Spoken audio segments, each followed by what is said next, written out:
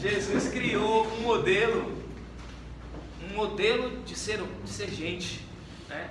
Um modo de ser gente. E o tema que nós começamos a tratar na semana passada é justamente isso, que o não cuidado, a gente falou sobre isso, é uma dimensão da desumanização. Quando nós não estabelecemos essas relações de cuidado. Jesus estava preocupado com a religião e ele participava da religião. Ele ia para o templo, ele ia para as sinagogas, mas ele sabia que tinha algo que estava para além dessas relações, dessas estruturas, desses modelos. Ele consegue desestruturar, desestabilizar estando. Ele desestabiliza estando. Tem gente que acha que a forma correta e a forma melhor é saindo, né?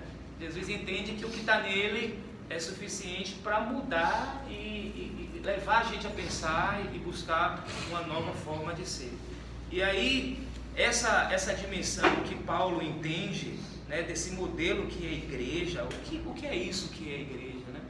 E que nasce no primeiro século e que propõe um modo novo das pessoas se relacionarem. O estudo que nós tratamos aqui no encontro anterior, né, dessa coisa da saudação, né, desse modelo igualitário que é utópico. É utópico, que vai de encontro àquilo que constitui a nossa própria natureza, né? Nós somos seres de seleção, né? Darwin já falava isso, né? A gente seleciona, o ser humano é um ser de seleção. E aí você pensa num modelo de comunidade onde todo mundo tem que estar, e isso que nós experimentamos hoje aqui pela manhã, era o que as comunidades faziam, era um pretexto para estar juntos, era o café. Eles queriam estar juntos, eles partilhavam o pão.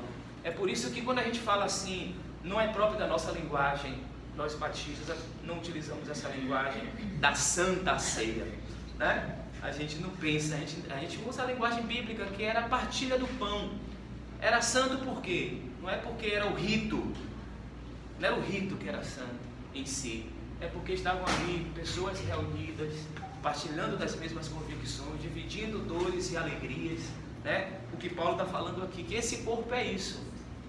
Os que são mais honrados no corpo, aqueles que têm honra, os que são decorosos e indecorosos, ele usa essa metáfora para falar dessa relação comunitária, mas novamente volta o tema. O tema qual é? Da importância de todos. Jesus falava, né? Querem os melhores assentos, querem os melhores lugares, querem ser chamados de doutores. E aqui nada contra as pessoas que se dedicam e que têm uma formação, que estudaram, mas não é aquela coisa do título para falar assim, para ser destacado, senta aqui na frente fulano de tal porque é o doutor, e aquele indivíduo que não é lembrado, não. Mas entre vocês não deve ser assim. Entre vocês a relação é, vocês são amigos. A gente é amigo, a gente é irmão, né? Eu não chamo vocês, Jesus que falou isso, gente, eu não estou inventando aqui não, foi Jesus que falou isso. Vocês não devem, eu não chamo vocês mais de servos não, eu chamo vocês de amigos, porque o amigo se dá a conhecer. O que é isso? Intimidade, é relação, é uma proposta, usando a linguagem da época, né? Disruptiva, né? Ele desconfigura tudo aquilo que estava colocado ali e propõe algo novo, e esse é um novo desafio.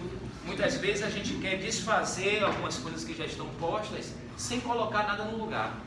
Jesus colocava algo novo no lugar, porque assim, a gente conversava sobre isso no encontro passado, né? Quando você tira o chão, né? Você precisa de esse terreno movediço, você precisa de uma base, algum lugar para se alicerçar. Mas Jesus tira aquilo que estava estabelecido e propõe um modelo novo. Um modelo que ele chamou, né, aquela palavra grega, Macários. Macários, bem-aventurado. Ou seja, quer ser feliz? Viva assim, né? Felicidade é viver desse jeito.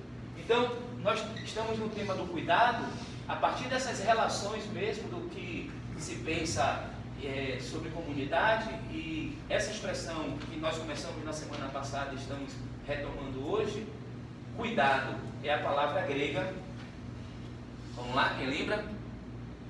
Como é que fala isso aí? Eu não vou ler pelo que eu cheguei. Merininosin é a palavra grega, que é cuidado. Essa palavra que tem no seu nascedouro, né, merinal, né, que no grego, traduzindo para o português, pode ser também ter ansiedade, ou estar indevidamente preocupado. E aqui o que nos chama a atenção, cuidar, preocupar-se com. Essa palavra no grego, as traduções possíveis, por exemplo, quando Jesus ele faz o sermão do monte, que fala da gente não estar ansioso pelo dia de amanhã, o que vai ter, o que vai comer, o que vai vestir, é essa palavrinha que fala, que está lá, merinal. E em 1 Coríntios, nós acabamos de ler no capítulo 12, é a mesma palavra, é cuidar. É cuidar. E é interessante que, nesse contexto da nossa fala, eu trouxe para a nossa conversa um teólogo importante do Brasil, um teólogo cristão brasileiro, e uma das obras de Leonardo Boff, que é de confissão católica, mas teólogo cristão, né? O que difere Leonardo Boff de nós é porque ele é um teólogo cristão católico e nós teólogos cristãos protestantes, mas tem mais convergência do que divergência. E uma obra dele importante, totalmente no espírito da reforma protestante, que defende o sacerdócio universal dos cristãos. Leonardo Boff ele escreve uma obra que ele é chamado pelo Vaticano para depois, ele senta na mesma cadeira que Galileu sentou, né? Por conta dessa obra que ele escreve, ele é convidado a dar respostas. E na época, quem era o presidente da antiga Santa Inquisição, que agora é a congregação da Sã Doutrina, né? É o Ratzinger, era o cardeal Ratzinger, que depois tornou-se o Papa Bento XVI. E uma das coisas que tinha nesse texto, que eram assim, desestabilizavam um pouco aquele modelo das comunidades católicas, é justamente essa identificação da reforma com aquilo que está no espírito das Escrituras, que é o sacerdócio universal dos cristãos. Porque ele propunha naquele texto que ele escreveu esse modelo das chamadas comunidades eclesiais de base, e que aí essa estrutura hierarquizante, por exemplo, eu trabalhei 12 anos num coral, num convento de freiras, e eu me lembro que eu era garoto quando eu comecei a trabalhar lá, continuo garoto ainda, mas era garoto, e teve uma missa que eles começavam pontualmente assim, a missa era 7 horas começa, e eu me atrasei um pouco, na época eu não tinha carro, e talvez me atrasasse também, porque era uma coisa que não era só por não ter carro, era uma coisa que eu estava aprendendo ainda a me organizar em relação à questão de pontualidade. Mas eu morava em Paripe, o convento do Bonfim, e eu aí cheguei lá 7h03. Quando eu estou subindo as escadas, já estou ouvindo o canto de entrada. Eu falei, meu Deus do céu, as irmãs começaram a missa.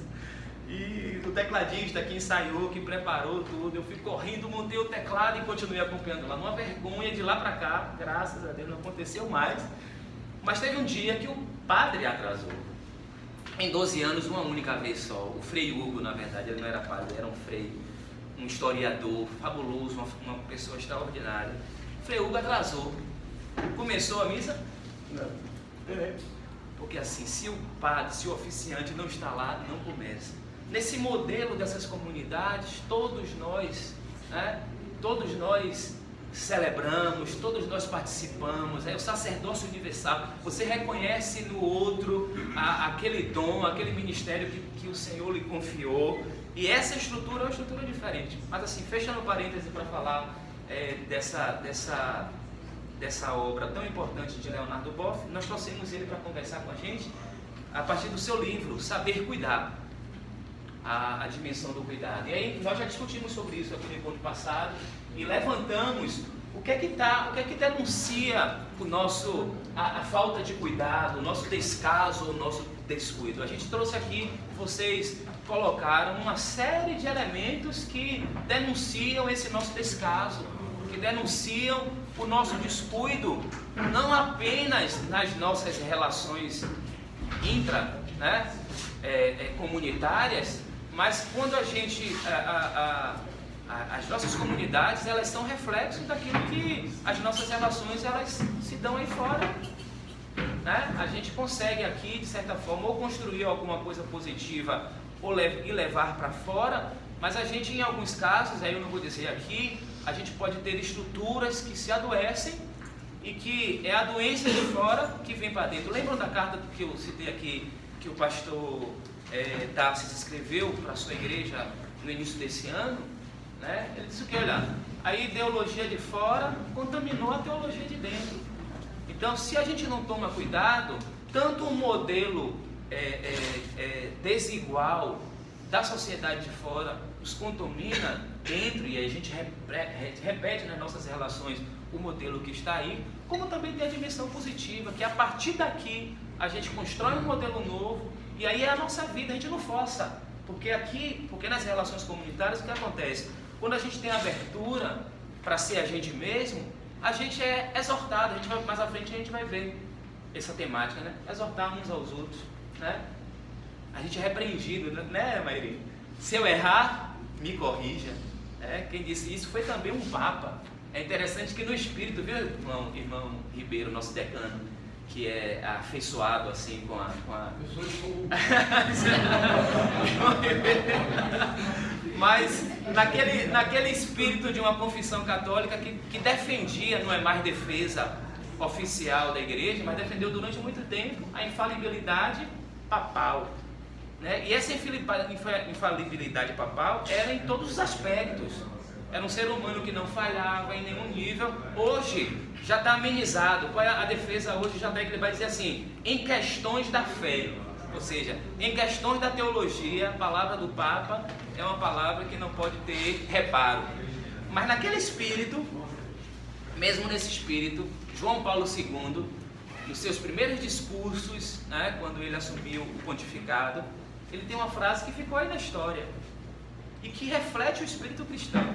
Qual é? Se eu errar, vírgula, me corrija. Entendeu? Ou seja, um Papa dizer isso é significativo.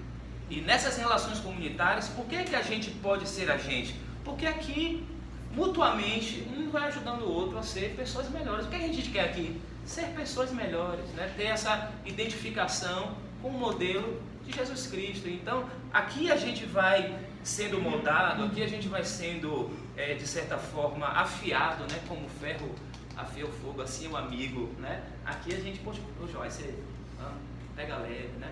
Ô Mairinho, né? A gente vai trocando aqui dessa e a gente leva isso para onde? Para fora. É natural, é porque é algo natural. Então, a gente pensou sobre isso no encontro passado, e aí eu quero, para passar a bola para vocês, assim como aconteceu no encontro passado, ele diz, o ser humano é um ser de cuidado, mas ainda, sua essência se encontra no cuidado. Colocar cuidado em tudo o que projeta e faz, eis a característica singular do humano. Leonardo Boff, no livro, eu quero agradecer a Levi mais uma vez, né, que disponibilizou o texto lá em PDF no nosso grupo. Não sei quantos tiveram acesso e leram, são 84 páginas só, é uma leitura muito tranquila. Porque tem livros que são mais, não é um livro de 600 páginas. Mas se você passou o olho e viu algumas coisas, eu pensei de lá, do mesmo livro, essa frase, onde a ideia aí é que o cuidado não é simplesmente uma prática. O cuidado precede a ação, ele é ontológico, ou seja, é algo que nos constitui. Então, todas as vezes que eu deixo de cuidar, ou mesmo cuidar do pessoal, ou cuidar dos outros, né? Porque Martin Heidegger, que foi um filósofo alemão, eu coloquei até no Facebook ontem, ser, né, é existir com os outros. A gente só existe nesse processo de relação com os outros. Com os outros a gente existe. Sem os outros a gente não é. A gente deixa de ser. Então, assim, quando a gente deixa de cuidar, ou seja, é um processo de desumanização. Marcos 5, aquele indivíduo que estava, ele passa por um processo autodestrutivo. Aqui eu não vou entrar no mérito espiritualizante daquela relação, mas assim, ele tem um processo ali autodestrutivo, ele sai da família, ele fica pelo cemitério, preso em correntes, né? Ou seja, é uma personalidade desestruturada. Nossas, né? A gente está com reforço agora, 2 psicólogas na sala, que coisa boa, né? Mas é uma estrutura desconfigurada, desconectada. A família não quer, ele mesmo não se quer, e ele não sabe mais nem quem ele é, porque quando pergunta como é o seu nome, muitos, ou seja, eu sou tudo e não sou nada, eu sou muita coisa, né? Eu tenho multidões, aquela música que Fábio Júnior, né? Eu tenho multidões dentro de mim, né? Eu sou legião, sou muitos, e aí a família não quer, ele fica aleijado do processo social, até que Jesus encontra ele. E Jesus encontrando alguém, é a igreja, nós encontrando alguém hoje, entende? Porque quando Jesus encontra o homem e propõe um caminho alternativo para ele, ou o melhor caminho, aqui sem nenhum tipo de exagero, propõe o melhor caminho, o texto que mostra no primeiro momento, na primeira cena, um indivíduo nu, correndo, amarrado com corrente, no cemitério. O cemitério era o lugar onde ele brincava, né? O lugar do lazer do indivíduo era o cemitério, ou seja, o lugar da não-vida era onde ele habitava. E aí o texto vai dizer que esse homem depois é encontrado vestido, eu penso nessa cena, eu acho lindo esse texto, em perfeito juízo. Aí ele fala assim: Jesus, eu vou com você. Não, rapaz, volta para casa. Essa relação de Jesus, que não é aquela coisa padrão que às vezes a gente como igreja quer colocar o padrão para todo mundo fazer a mesma coisa. Teve gente que ele falou: vem comigo, vem no meu grupo. Outro ele falou assim: vá para casa, volte para casa e anuncie o que foi que esse modelo novo fez. Ou seja, voltar, ele precisava, acho que o testemunho maior seria esse. Mais do que ele ir para a sinagoga, era ele voltar para casa e falar assim: cadê o indivíduo que estava desfigurado? Cadê o indivíduo que nem corrente segurava? Quando Jesus encontra e muda essa realidade, a vida é transformada. Então é o que? Cuidado. Ele não tinha, o autocuidado deixou de existir, a família não cuidava porque não tinha, era incapaz de cuidar, a sociedade não tinha os recursos suficientes para cuidar. Então ali era um processo em cadeia de desumanização. A família que abandona, ele mesmo que não se cuida, e a sociedade que não consegue dar conta, não é assim? A sociedade não consegue dar conta, faz o quê? Joga lá em algum lugar, né? A gente não consegue lidar com isso aqui, a gente isola, bota em algum canto. Então é o quê? São todos processos de negação do humano mesmo, de desumanização, porque o cuidado é ontológico. Desculpe a palavra difícil, mas assim, a palavra ontos, né? É ser. Ontos, da ontologia. Então assim, o que é algo ontológico? É algo que está lá na nossa essência, aquilo que de fato é o lugar mais profundo do que nós somos, aquilo que nós somos de fato, né? É por isso que é ontológico. Então precede uma prática. Aquela fulano, ele tem uma prática de cuidado. Não, o cuidado é algo que antecede o fazer, é algo que nos constitui.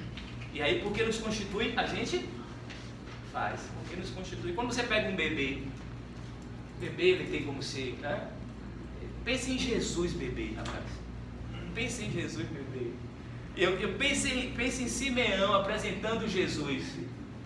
Pensa na cena. Já pensou nessa cena? Eu acho que vocês já pensaram. Quando ele apresenta Jesus no templo, mano, ele fala assim: aqui está o Salvador. Que maluquice, né? O Salvador é um bebê que vai ter que ser amamentado, que vai ter que ser educado. Está aqui o Salvador, eu já posso morrer. O Salvador chegou. Como assim? Precisou de cuidado, precisou de uma família, precisou de afeto. O Salvador. E nós? Deixa com vocês aí a bola. Vamos lá, irmãos. Hoje vocês estão muito calados. Foi o café? Está todo mundo com a barriga cheia?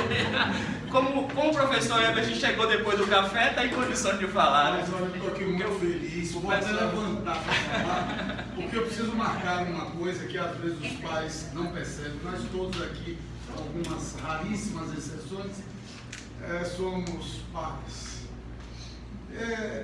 Aconteceu essa semana um fato que valoriza muito isso que está acontecendo nessa igreja e que diz que é preciso acontecer.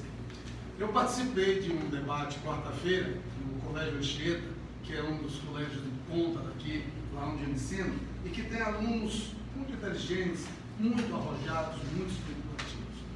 Nós fizemos um debate sobre o tema inteligência artificial família e educação. E terminou com esse tema aqui de hoje. Irmãos, tinha uma das mulheres mais inteligentes da Bahia, a doutora Simone Macambira. Ela é coordenadora do Departamento de Pesquisa da Universidade Federal da Bahia e é colaboradora da Fiocruz. E tinha um pastor, e tinha um biólogo, professor da Universidade Federal da Bahia, e um professor de literatura. Aí, olha o que tem a ver com esta aula aqui de hoje. Então, foi levantado umas questões que a igreja precisa saber, até para lidar com os filhos e com os questionamentos. Aqui na Bahia, não sei se vocês sabem, existe um dos maiores centros de manipulação de dados do mundo. Aqui foi criado, mês passado, um computador que está a serviço da Receita Federal, controlando absolutamente tudo, cada nome de vocês desde muitos anos, que é o Iemoji, que em Yorubá quer dizer Iemanjá, é o nome do computador. Ele é o 10º mais veloz do mundo, e vocês vão se assustar porque a mente humana não acompanha. Ele manipula 400 trilhões de dados em um segundo. Ficou assustado? Está aqui na Bahia. É o 10º maior do mundo, já está funcionando. Mentira. Hein? Parece mentira mesmo. Nós dizemos isso. Mas isso aí qualquer um pode entrar no Google, bota lá, Cimatec, e vai ter toda a informação. Agora, presta atenção, essa questão para chegar aí. Aí foi levantado que realmente um cara chamado Kurzweil é o cara que fez esse Siri que a gente navega aqui. Ele disse o mês passado que a inteligência artificial vai se tornar autônoma da inteligência humana. E isso está quebrando o pau no mundo inteiro. E aí foi levantado que agora existe uma nova linha de psicólogos nas universidades. Aqueles que cuidam da síndrome dos distúrbios causados pelos jogos eletrônicos. Aqueles que cuidam da síndrome do pensamento acelerado. E aí uma série de coisas. Agora o importante. Alguém disse assim, olha, o homem é a síntese do universo, porque está provado que o homem tem hidrogênio, nitrogênio, carbono, amoníaco, 73% de água, e desde o princípio do mundo existe uma massa cósmica, esses elementos foram se desenvolvendo, e o homem tem tudo isso, não sei se vocês sabem, nós temos carbonos de 12 bilhões de anos depois do Big Bang. Todos nós. Aí quando alguém disse isso, tem um livro que vocês já estudaram aqui. Todos.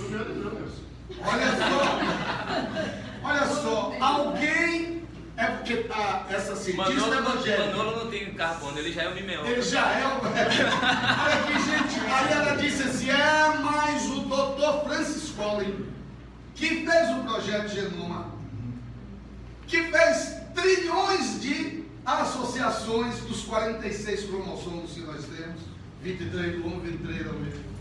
Ele deu a isso o nome de a linguagem de Deus. Imagina o tamanho desse debate. Entrou em Bíblia e coisa e tal, e terminou com esta aula de hoje. Você falou em Heidegger, que é o pai do existencialismo, e ela disse isso, só existimos se existimos juntos. E aí lembraram de Thomas Hobbes, que é o cara que escreveu Leviatã, a maior obra de ciência política do mundo. Ele disse, o homem é o lobo do homem. Aí tem uma historinha, eu não conhecia, que ele diz assim, ele vinha com um amigo pela rua, aí entra nesse tema de hoje. E ele passou por um pedinte de rua e deu uma esmola generosa.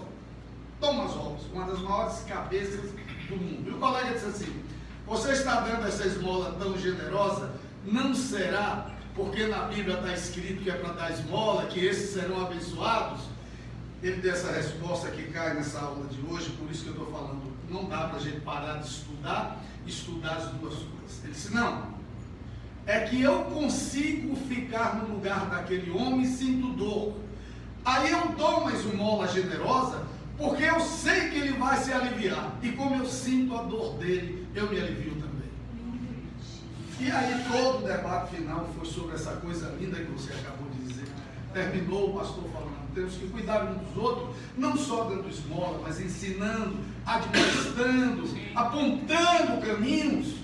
Porque amigo não é o cara que aponta um livro. Eu não sou amigo de alguém só porque eu tenho um livro. Apontar um livro, apontar um filme é consequência da relação de amizade que a gente tem. Esse o amigo suporta é a barra.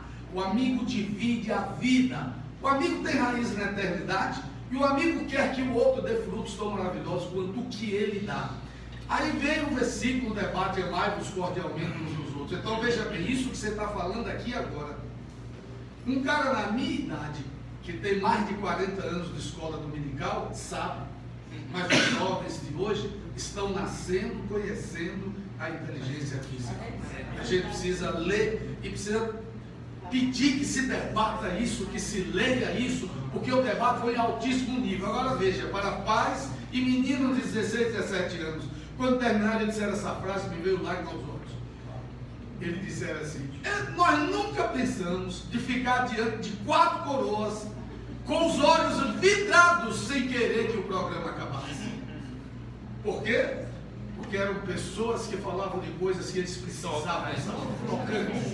Então a gente não pode parar isso aqui, não pode parar de ver escola americana, não pode parar de discutir, ninguém pode parar de trazer suas experiências, senão estaremos perdidos. A inteligência artificial existe e ela está quase autônoma.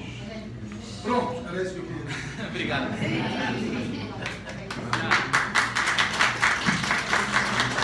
Versículo 26. Vai também, Manolo? Eu estou vendo bem, irmão, me perdoe. Não, porque realmente a fala do professor é a fala para a gente encerrar. Mas tem mais umas coisinhas ainda para a gente falar. Versículo 26 do capítulo 12 da primeira carta aos Coríntios, que é trazendo a perspectiva teológica para a fala do nosso querido Herbert. Quando um membro sofre, todos os outros com ele. Quando um membro é honrado, todos os outros se alegram com ele, né? Vamos pegar uma outra questão aí para a gente ampliar o debate, a nossa conversa.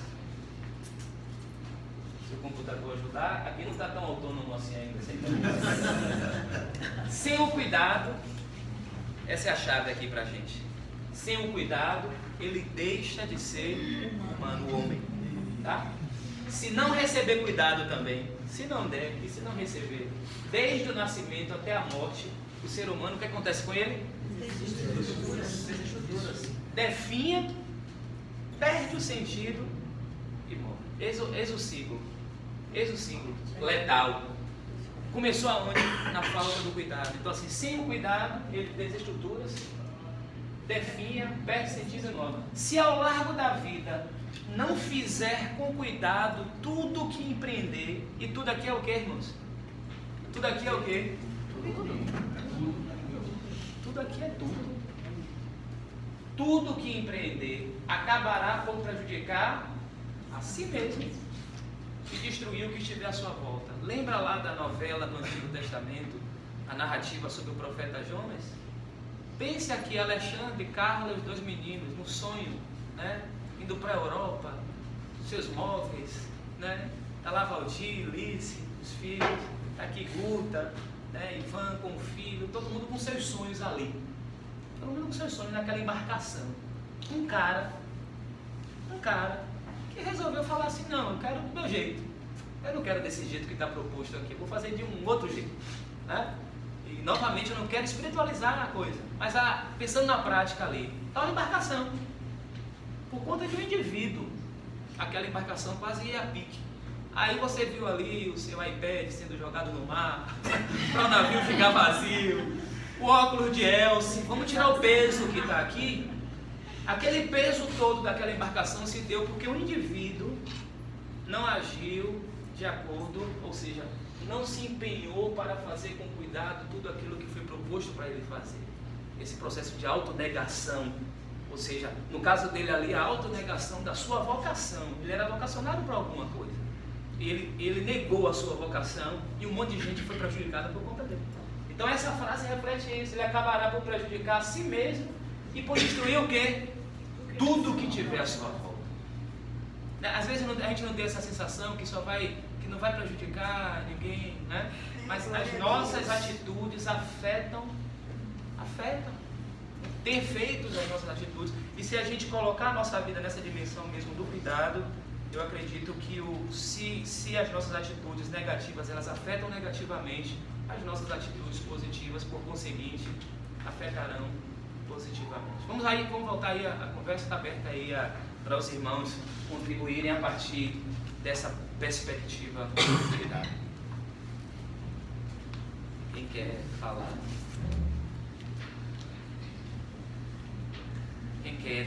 Quem quer meu nome? Então, Sim, irmão João. nós temos que buscar uma sociedade que, logo no princípio,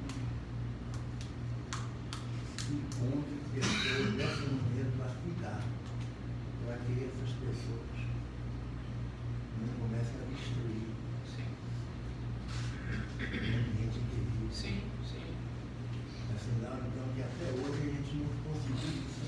sim. Tem um marido que já está matando não sei quantas pessoas.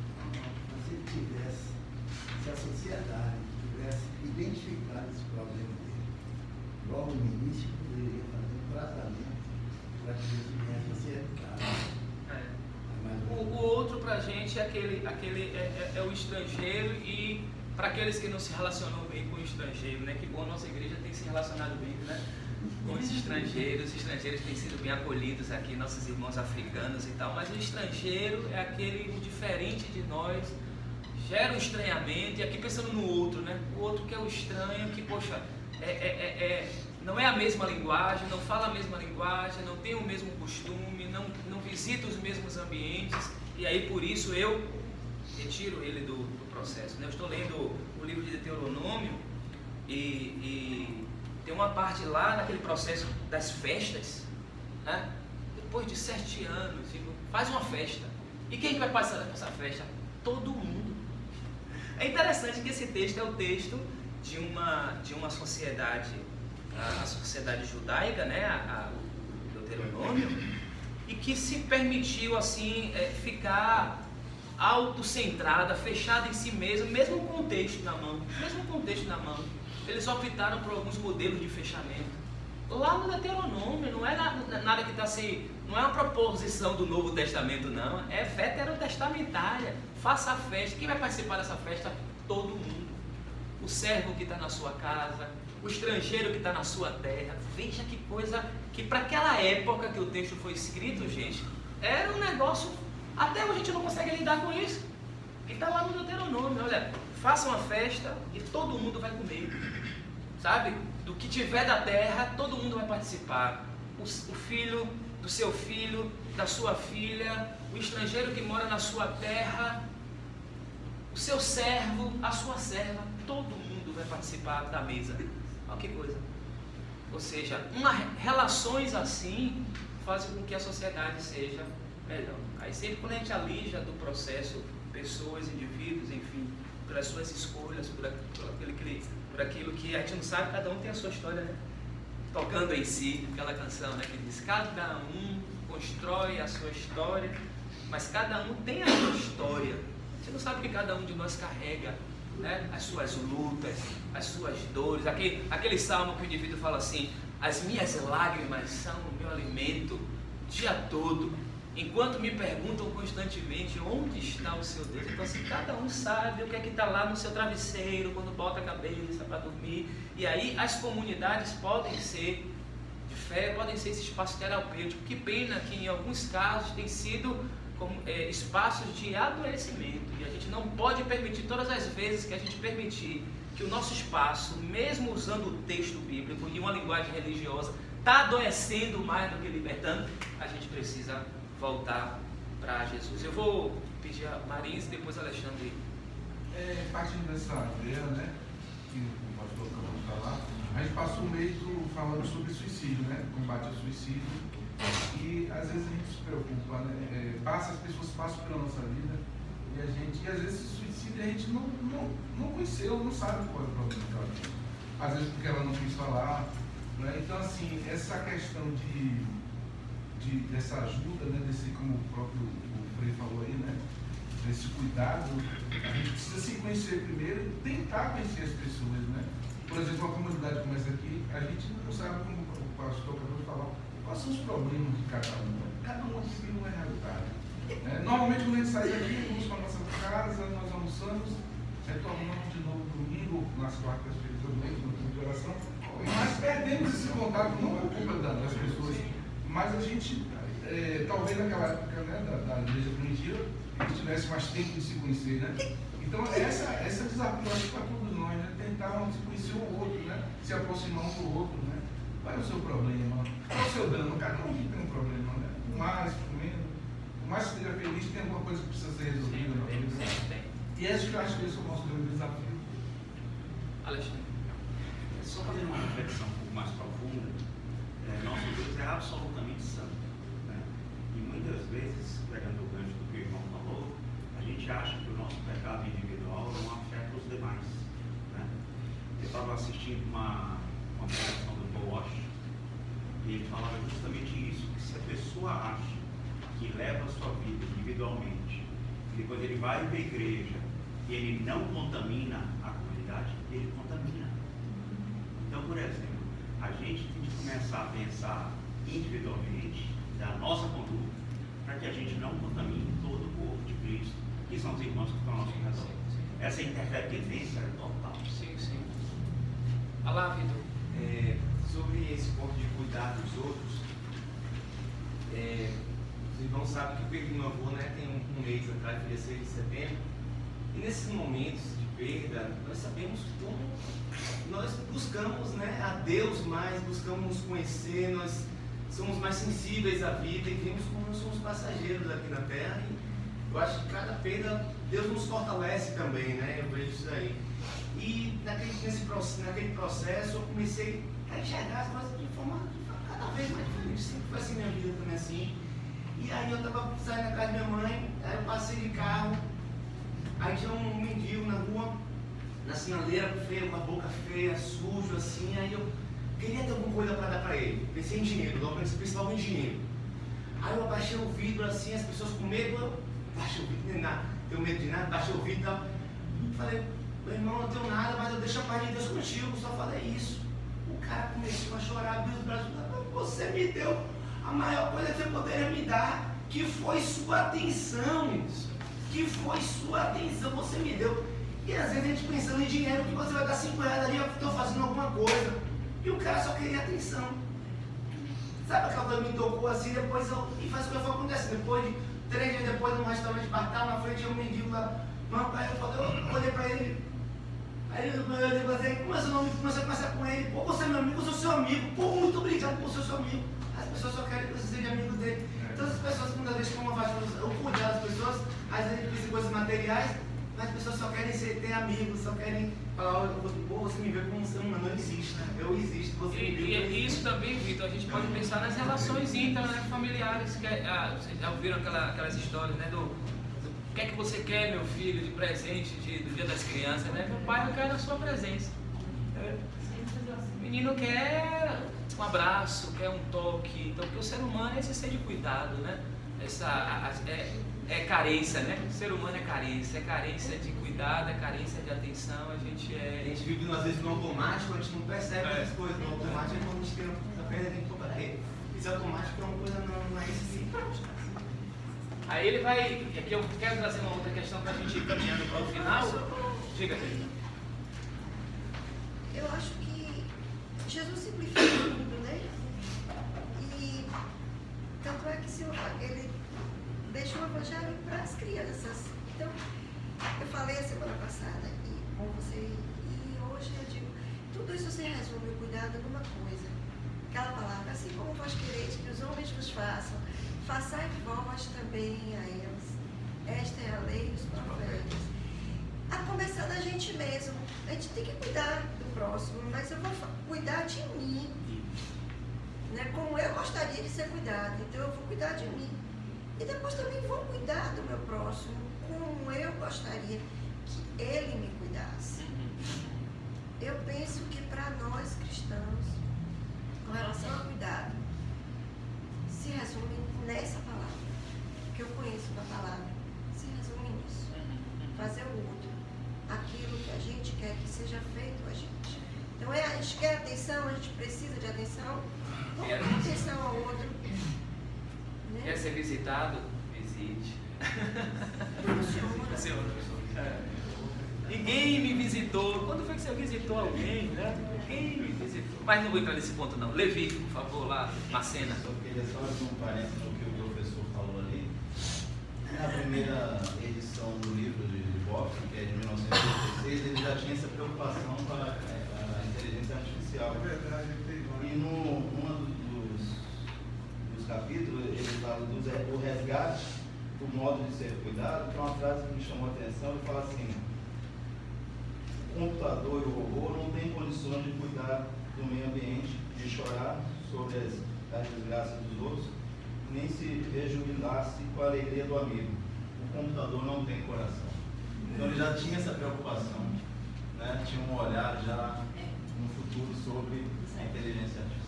O cuidado obrigado Levi, na verdade, o suporte real da criatividade e da liberdade da inteligência. No cuidado se encontra aquilo que ele chama do ethos fundamental, que é ser humano, né? É o nosso ethos, a nossa ética está aí no cuidado, né? Por uma ética do cuidado. A gente precisa, à luz do que o texto que nós lemos e tantos outros, e o que foi colocado aqui no Evangelho também de Jesus, é resgatar diariamente essa dimensão, porque se a gente não ficar atentos a isso, a gente é engolido por esse modelo que desumaniza, né? Falando em humanidade, falando em direito, desumanizando pessoas, né? Destruindo aquilo que nos torna ser mesmo, né? Aquilo que é, novamente, a palavra de Jesus, o Macários, né? Quem é feliz? Quem é feliz quem age assim? Faça isso e você vai ser feliz, Jesus falou. É a questão da simplificação, né? Sem ser simplista, porque essas coisas são questão de base. Porque às vezes a gente confunde o simples com o simplismo, não é com reducionismo, não. É aquela coisa de base, aquilo que é concreto da nossa existência. Se alguém mais quer compartilhar alguma experiência, cuidado, descuido, cuidado, descaso. Mais ou menos parecida com o que ele fez essa semana, né? No dia da chuva, no dia que choveu demais. E eu me senti frustrada em dois momentos muito próximos, né?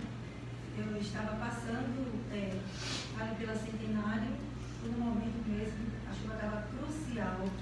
E tinha uma pessoa que provavelmente estava indo para o trabalho, estava atravessando a rua e o ônibus passou, mas com uma velocidade tão grande.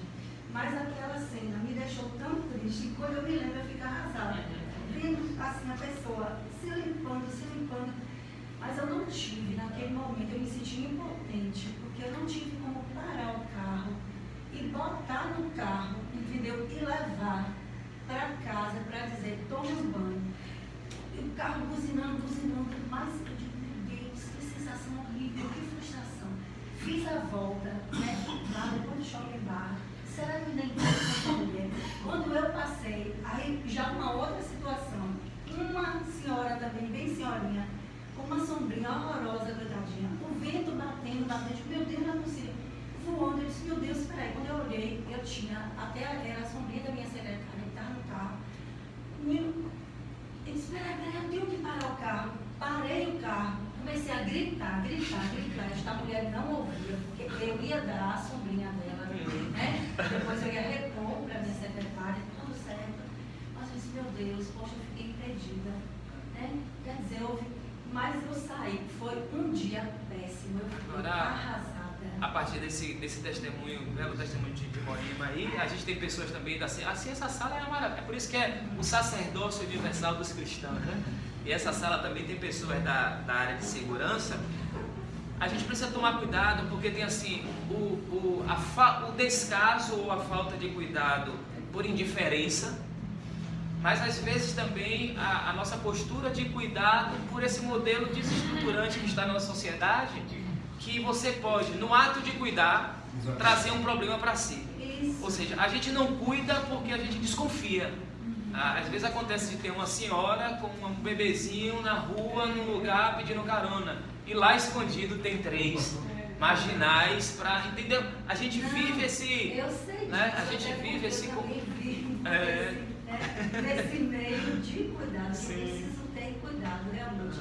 Mas assim, só para finalizar, minha filha percebeu tanto a minha tristeza de não ter feito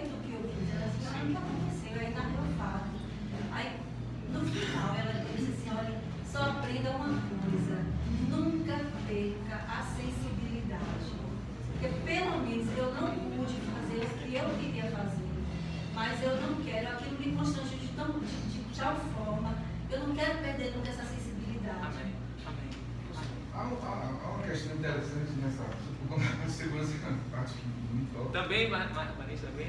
Eu e Marcelo. Pronto. Então o que acontece? Estamos seguros aqui, estamos seguros.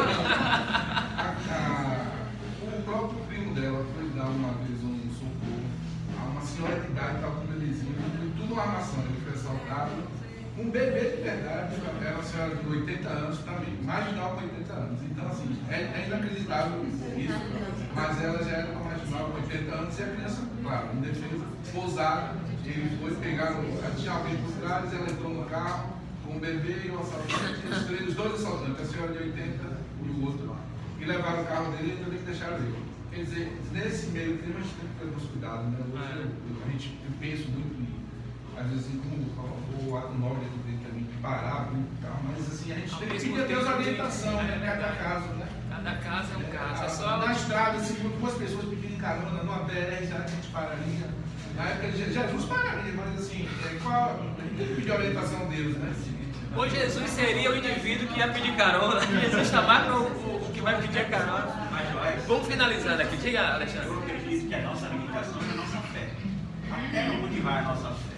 Porque Jesus pararia, porque ele tem fé de dizer, se for ser assaltado, pare. É um desafio, é complexo, então, é complexo. A gente precisa orar para Deus defender, para saber como eu acho que essa questão que Moema traz, ela é fundamental. É ao mesmo tempo assim, não confundir a questão de não ser indiferente. Você, Senhor, trata a nossa indiferença, que a nossa tendência é a indiferença, né? Rosana?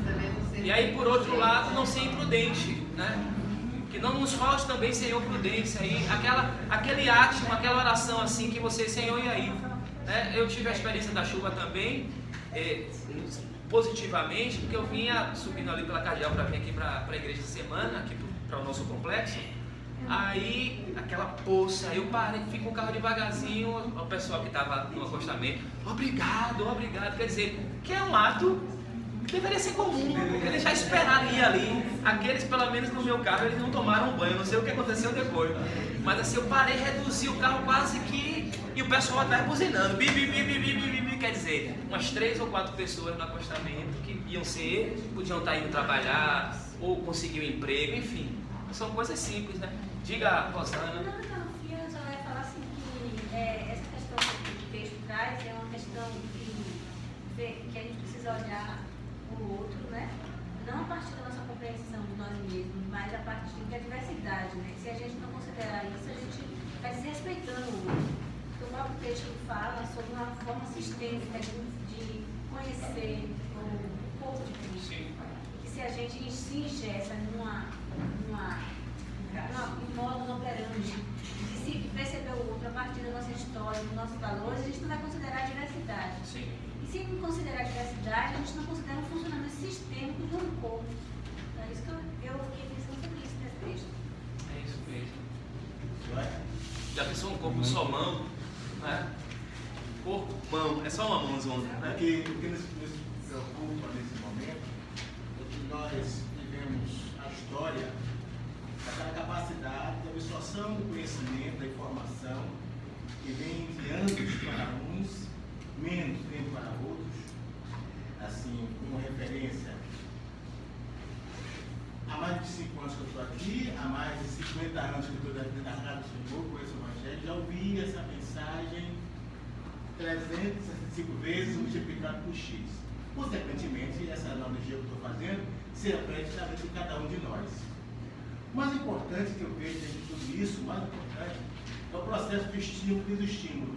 Cada vez que a gente concentra, né, um estudo, algo que diz respeito à nossa área comportamental, a gente acha interessante, a gente começa a dizer, eu fiz, deixei de fazer, isso mexe com o nosso emocional. E graças a Deus nós temos um ambiente propício para que esse estímulo seja renovado.